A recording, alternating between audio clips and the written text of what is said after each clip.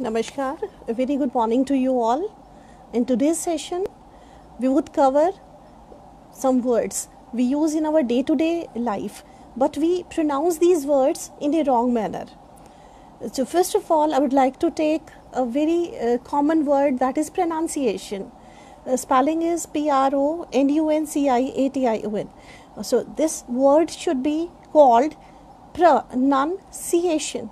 So, and the correct pronunciation is pronunciation. And the second word is english.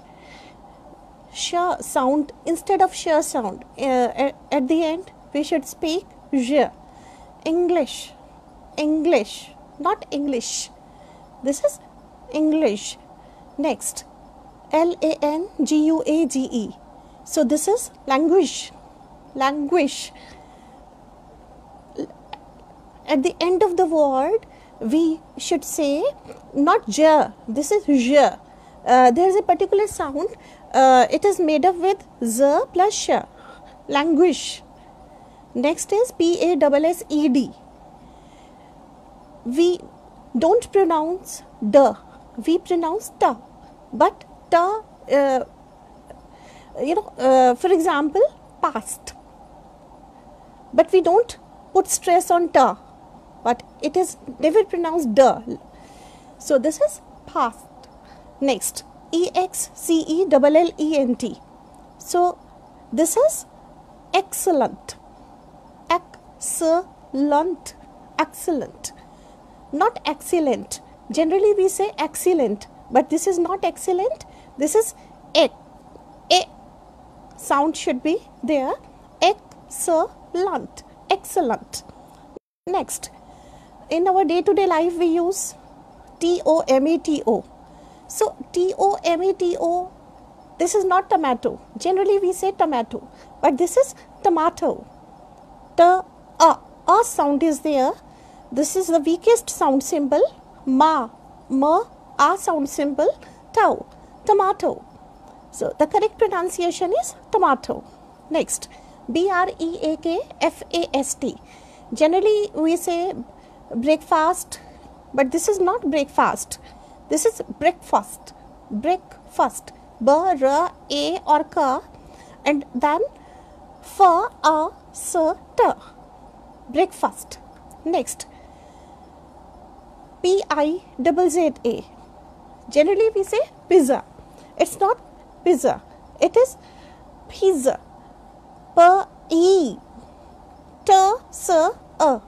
Pizza. So the correct pronunciation is pizza. Next, chocolate. We say chocolate. No, it's not chocolate. This is chocolate. Chocolate. We don't put stress on a. Chocolate. Chocolate. Okay? Chocolate. Next, dessert. We have dessert after dinner or after lunch. So this is called dessert. R should be pronounced here. Generally in English language, in most of the words, R is silent. But here, R will be pronounced. Again, I'll tell you, dessert, dessert. So if I'm talking about a sweet dish, so this is dessert. But when I'm talking about Thar or any sandy land, then it is called desert. Desert. Again, ra will be pronounced. Z, R, and ta. These sounds are there. These symbols are there. So this is called dessert. So now you come to know the difference between dessert and dessert. Dessert is a sweet and desert is sandy land. Next, subtle. In this particular word, b is silent. This should be pronounced subtle, not subtle. This is subtle. S, A, T, and La. Only 4 speech sounds are there. Subtle. Next, there are few words. In these words, b is silent. For example, Plumber. We don't say plumber. Generally we say plumber, but in our day-to-day language, this is generally acceptable because language is just a medium to convey our thoughts to other people. But this should not be called plumber. This should be called plumber. Ra will be silent. Plumber. Next, CLIMB. So this is climb, not climb. Climb. Next, THUMB. This is thumb, not thumb. This is thumb. Tha, a, and ma.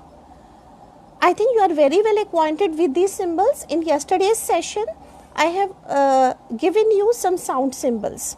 These are called phonetic sound symbols. Phone means sound, and total phonetic sound symbols are 44. And out of these 44 sound symbols, I have already told you 20 are vowel sounds. And out of these vowel sounds, 12 are monophthongs. Monophthongs are called pure vowels. So why they are called pure vowels? Because they have single sound. There is no inclusion of any other sound. That's why they are called pure vowels. And pure vowels are, short and long. And diphthong. Diphthong is made up with 2 vowel sounds. And that's why they are always long vowel sounds. In rest of the 24 sound symbols are consonant sound symbols. So in these words, b is silent. Next is thumb, not thumb. We say thumb. Next, COMB. This is comb, not comb. This is comb. Next, TOMB. This is tomb, not tom. This is tomb. I have some more words. Sometimes a word has more than one pronunciation. If I am talking about American pronunciation or British pronunciation, then it is okay. But in the same country, in the same type of language, a particular word has 2 pronunciation. For example, if a word is noun or adjective, then it is pronounced in a very different manner. But the same word has been used as a verb, then that particular word has very different pronunciation. For example, digest. If digest, this is adjective, so it is called digest. If I say digest, so this means digest is noun or adjective. If I say digest, so digest is verb. Next, produce, PRODUCE. So if I say produce, sir should be there. PRODUCE, produce. This is noun or adjective. If I say produce, produce. So this is verb. Next, CONVICT. This is convict. Some people say convict, some say convict. Both are correct. But the difference is, if I say convict, then convict is noun or adjective. But if I say convict, then convict is verb. Next, export, EXPORT. So ra will be silent. We say port, not port, port. X, sound X, we use at the very beginning. Export, export. This is noun or adjective. If I say export, E sound starts the word export. So this is verb. Export, verb, and export, noun or adjective. One more example we can take, COMPOUND. Some say compound and some other people say compound. If O sound is there, then it is verb or adjective. If A sound is there, then it is called verb. For example, compound, compound. So this is noun or adjective. But if I say compound, so So, I think you are getting my point. Ki the same word has two pronunciation, and sometimes both pronunciation are correct, but the usage is quite different. Compound, this is noun or adjective, and compound, this is verb. Next, record, R-E-C-O-R-D. Record, R will be silent, R, A, K, O, D.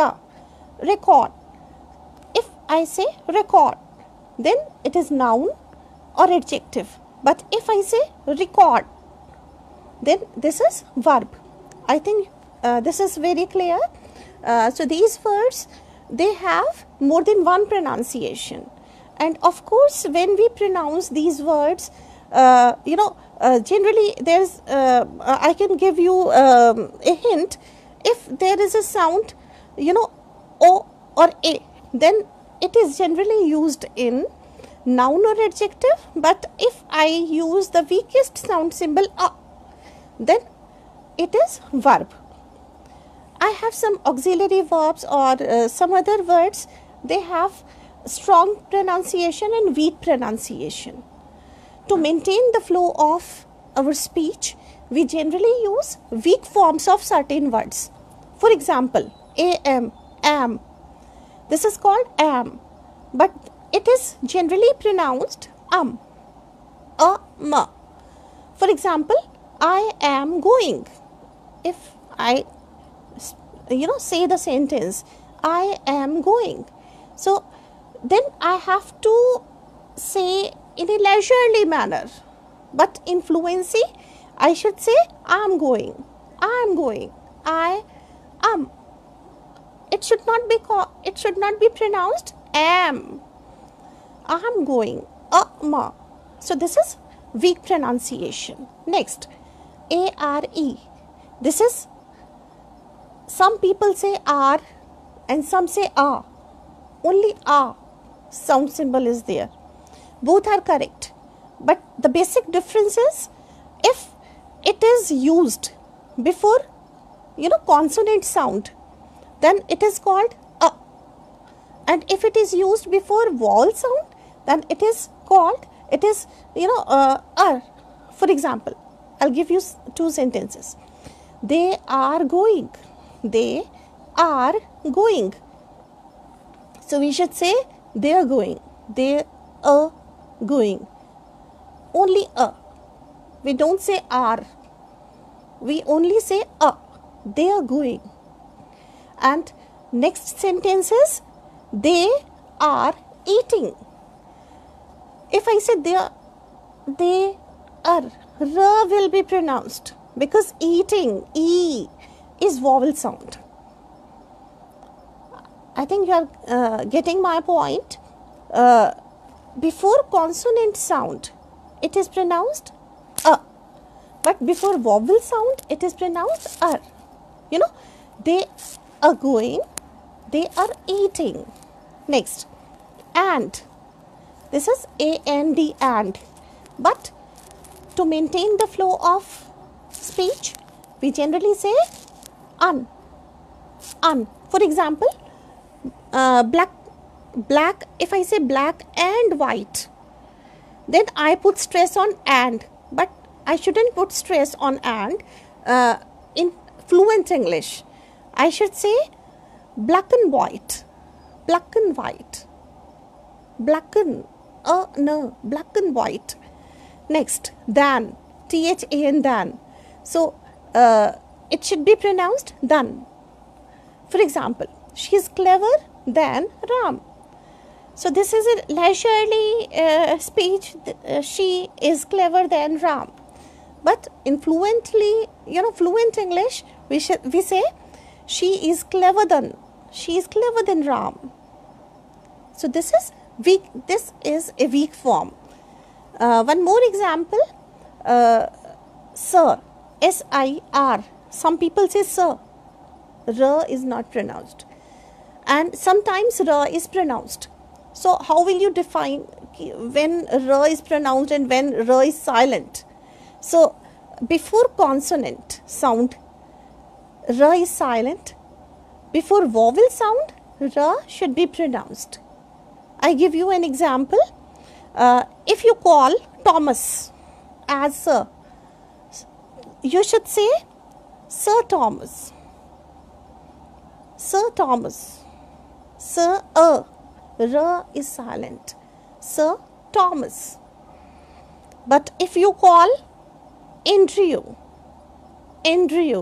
vowel sound, then you should say Sir. R will be pronounced. So I think this is quite clear. If someone's name starts with consonant sound, then R is silent. And if someone's name starts with vowel sound, then R will be pronounced. I tell you again, Sir Thomas and Sir Andrew. And most of the time students ask THE, whether it is pronounced as the and the. I say both are correct. Again, if THE is used before consonant sound word, before consonant it is pronounced as the. For example, the bananas are rotten. The bananas, the and a. Two sound symbols are here. But if there is a vowel sound, then we say the apples are rotten. The and e. So both pronunciation are okay. There is nothing wrong in both pronunciation. So the should be pronounced before consonant sound symbols, and the should be pronounced as before vowel sounds. Now these are the words. Actually there is a long list, but now today my motive is to give you just an idea about certain words generally we mispronounce in our day-to-day life. So we have to take care of the pronunciation of certain words so that we can make our communication a good one and effective one. Now let's come to the next point, and maybe in my next video or I would cover some other brands, some other words. They are generally mispronounced. There are numberless words. Every word has a different pronunciation, sometimes more than one pronunciation. I'm not talking about American and British pronunciation. We can take some more words. DATA. Some people say data. So it's not data. This is data. Data. Not a. This is data. Ta and a. Data. A is the weakest sound symbol. I take one more word. GO. This is not go. This is g. G and a. G. G. A. U. After g, I have used a diphthong. But we shouldn't lay stress on au. We can't say go. We should say go. Go. Okay. In the same manner, there is a word SOFA. We should say sofa. Sofa. So. This is diphthong. F and a. We don't say sofa. This is sofa. Sofa. I take one more word. BOY. This is boy, not boy. BOY. Someone is saying, Sumanji, I'll share these words definitely on my page. After that, I'll give you the correct pronunciation. Definitely. So, GO, this is girl. And BOY, this is boy, not boy. This is boy. NAME, this is name, not name. This is name. And POLICE, some people say police, and the correct pronunciation is police. This is police. And generally, if you pronounce a word in a correct manner, then you will definitely write the word in, correct way. The spelling would be correct. If I say woman, woman, so this is singular, WOMAN. If I say women, this is plural. So woman is singular, women is plural. Okay? And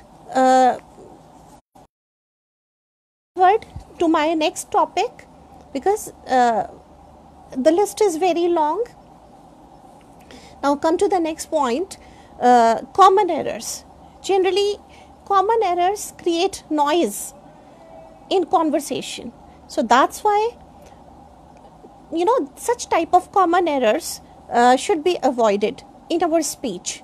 Today I have taken some sentences, some 10 to 15 sentences, and I will discuss through these sentences. There are two ways. Either I give you grammatical rules and then I give you sentences. It's a long process. But if I share with you some sentences and try to understand where an error has been committed, so it is very easy to understand. So what is common error? Common error is a deviation from standard usage. Generally there is an error related to grammar, spelling, punctuation, and these errors are glaring and unacceptable by sophisticated English users. Teachers, professionals, writers, editors would recommend standard usage for good intelligibility.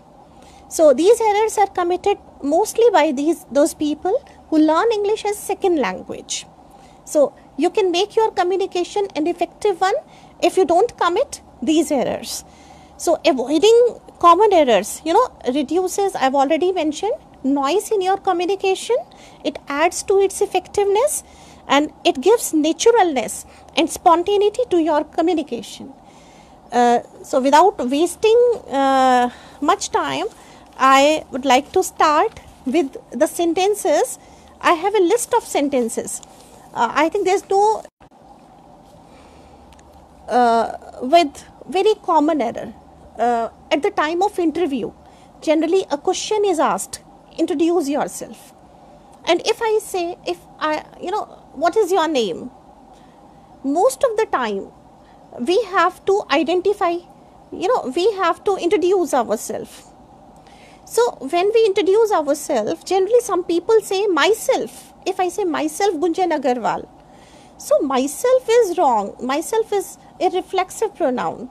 So instead of using myself, I should say my name is Gunjan Agarwal. I am Gunjan Agarwal. So if you start your introduction with myself, then this is technically wrong, grammatically wrong. Instead of using myself, you should say I am such and such, or my name is Gunjan Agarwal. Sentence, please send me the letter to the address above mentioned. Generally we write, please send the letter to the address above mentioned. I have used address and after that above mentioned. This is wrong. So above mentioned address, it should be above mentioned, because above mentioned should be used before noun. These two words, if I use these two words together, then these two words should be used before noun. So use above mentioned. Now the correct sentence is, please send the letter to the above mentioned address. Now there is an important point. Above may be used before noun or after noun. No problem. The above address or the address above. But if I take these words together, above mentioned. So above mentioned should be used before noun. So above mentioned address. Next sentence, she gave me advice. Generally we say she gave me advice. You know very well, ADVICE. This is advice. But we should say she gave me a piece of advice. because if it is used single, she gave me advice, this is wrong. But you should say, she gave me a piece of advice. Next, after 2004, Facebook's popularity has increased each year. I just want to say कि after that certain time period, Facebook has increased its popularity. So, after, you say, this particular word is wrong. I shouldn't use after. I should use since. Okay? Because since refers to a period of time that begins in the past and continues up to now. So, this is the basic reason. Kamaldeep ji, I am not reading a script. I am just sharing some sentences with you and trying to explain what is the error and why a particular word should be used there. No problem. I'll share some sentences and then correct usage of certain words. Definitely. I'll definitely share. So, I think this is very clear.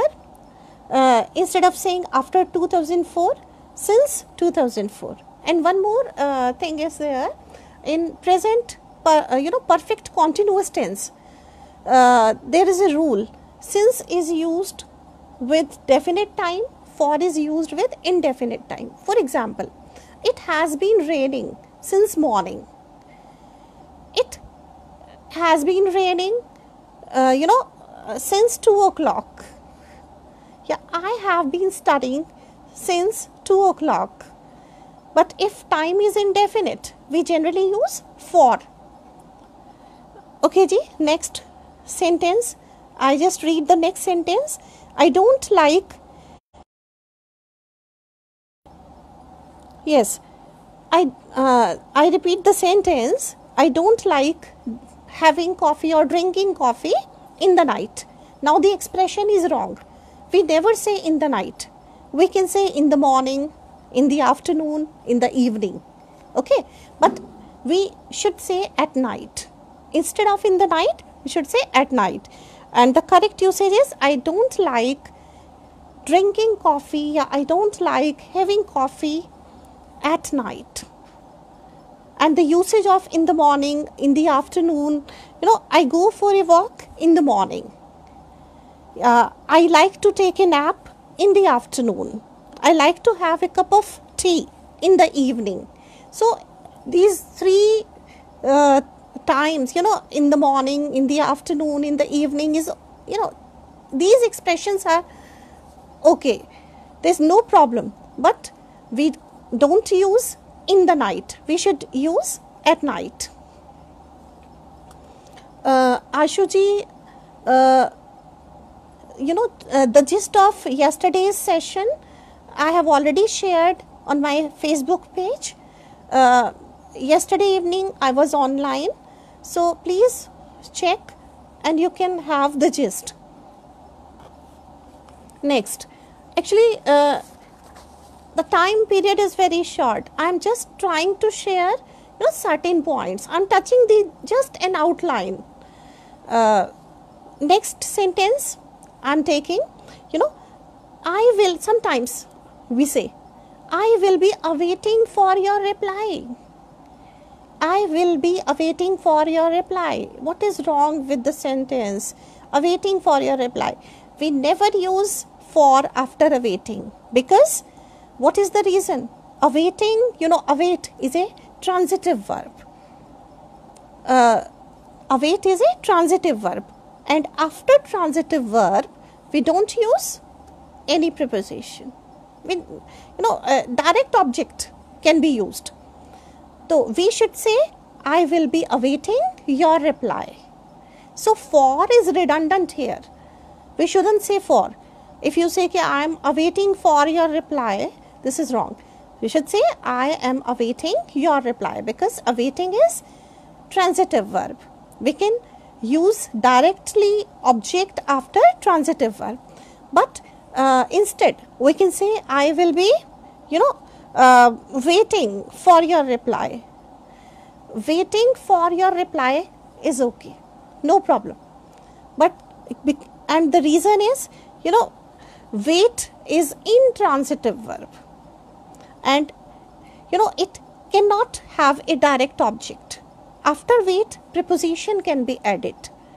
So I think you are getting my point again. Ki I will be awaiting your reply, or I will be waiting for your reply.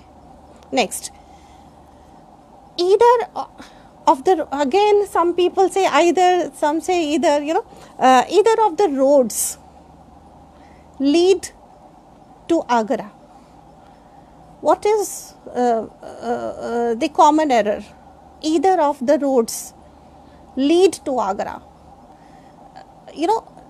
I should say either of the roads leads to Agra, because leads, this particular verb has been used for both the roads. This shows the quality of both the roads, but separately. That's why this is a very common rule, because our subject is singular. That's why I have used either of the roads leads to Agra.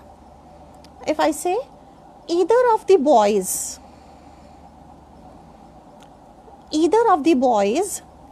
play football or plays football? Plays football. This is very easy. This is something about subject verb agreement. Next, many people died from cholera or died from corona. So from preposition is wrong. Die of a disease. When we talk about any disease, then we should use preposition of. So we should say many people died of cholera, or many people died of corona. But if I say she died of overeating, now of is wrong. She died of overeating. Now here of is wrong, because die from doing something. Now overeating shows action. That's why we should use from. She died from overeating. Now both sentences are clear. She died from corona or cholera, and she died, first sentence was she died of corona or cholera. Second is she died from overeating. Next, most of the time people say, actually they know very well this is wrong, even then they use she is my cousin sister. When you say cousin, cousin is sufficient, because she already there, she is my cousin, that's it. Sister is redundant. That's why don't use sister. She is my cousin. If I say he is my cousin, he is my cousin brother, so brother is redundant. Same is the case with the sentence. If I say yesterday night I was in my study room. If someone says कि I am in my study room, so room is redundant. If you say I am in my study, so this is okay. So room is redundant here. Next, I congratulate you for your success. Generally we say I congratulate for your success. Hindi में हम कहते हैं we congratulate for आपकी सफलता के लिए. No, for is wrong. I congratulate someone on doing something, on doing something. On preposition should be used. I congratulate you on your success. This is the quality of English language. If we just translate what the idea in my mind, if I just as it is I translate, sometimes it is wrong. Yes, of course, due to overeating is okay, no problem, just because of overeating you can say. But when it is a matter of preposition, that's why then we can make use of from. Ruchika ji, I think your point is clear. So instead of preposition, instead of using preposition, because most of the people, they don't use preposition in such a case. They say she died due to overeating or just because of overeating. Actually, due to is grammatic little bit wrong. Just because of overeating, we generally say. But if it is a matter of preposition, then we can make use of from. I would take few sentences, few more sentences, for wishful thinking in past. If I wish, in Hindi, अगर मैं कहूँ कि काश मैं bird होती, तो I can't say कि I wish I am a bird. This is wrong.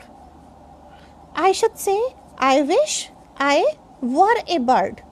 Then you would say कि were, here the usage of were is wrong. No. Actually, if I say I wish I was a bird, technically both are correct. But I suggest you more, this is appropriative. I should say I wish I were a bird. I wish I were, W-E-R-E. I were a bird. I wish. Wishful thinking in past, or maybe actually these type of expressions can be used only for those desires that can't be fulfilled. Throughout my life, I cannot be a bird, at least in this life. If I say I wish I were a prime minister, it is okay, but maybe there is a possibility for every person to attain, to achieve that position. So these type of expressions should be used only for desires. They can't be fulfilled in this life. Okay ji. Next is, they asked me what I am doing. They asked me what I am doing. Hanji, correct the sentence what I am doing. The first part of the sentence is in past tense. They asked me what I am doing. I should say what I was doing, because both part of the sentence should be identical. Why were, why not was, ma'am? Okay, I will explain. In direct narration, for example, he asked, comma, inverted comma begins. What are you doing? Question mark, comma closes. This is direct narration. Here someone asked me a question, what are you doing? So this is interrogative sentence. What are you doing? What is question word? Are is helping verb. What are you doing? But here, what is not a question word. What is a conjunction? What is conjunction? That's why this sentence is not an interrogative sentence. This sentence is a simple sentence. They asked me what I was doing. Because what, I is subject, was verb, doing. Now I have changed the structure of the sentence. That's why I put full stop. They asked me what I was doing. What I was doing. This is not interrogative sentence. What is conjunction here? Conjunction means connector, joining word. I think you are getting my point. When we convert a sentence from direct to indirect narration, then all interrogative sentences are converted into simple sentence. This is the basic rule.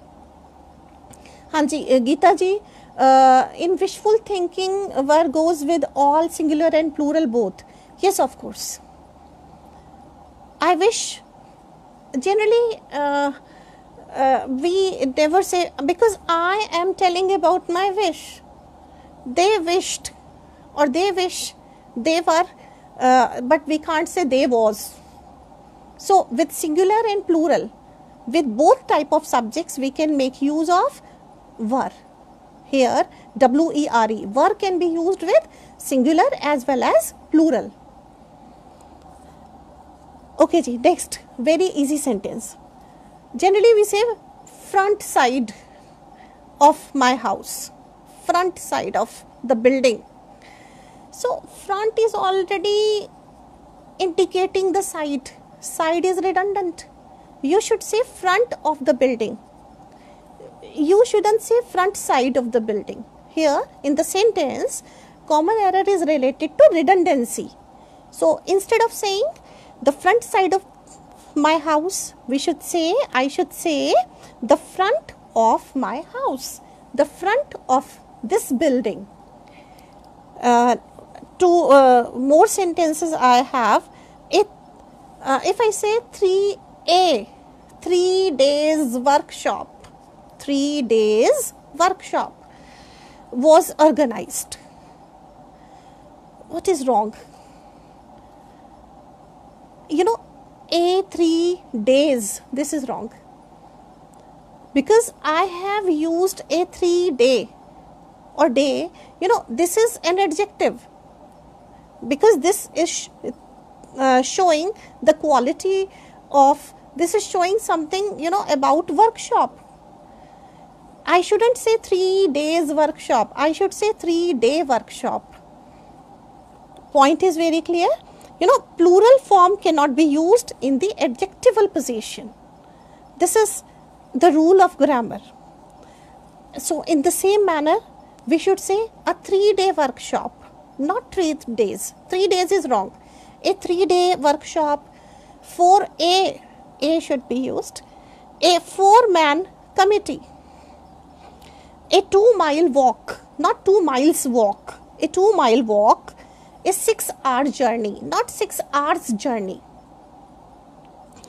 A 2-day conference, a 2-day seminar. We never say a 2 days seminar, 2-day seminar, but hyphen should be there. If you don't put hyphen, so I think everybody knows punctuation, a 2-day. So in adjectival position, plural cannot be used. Yeah.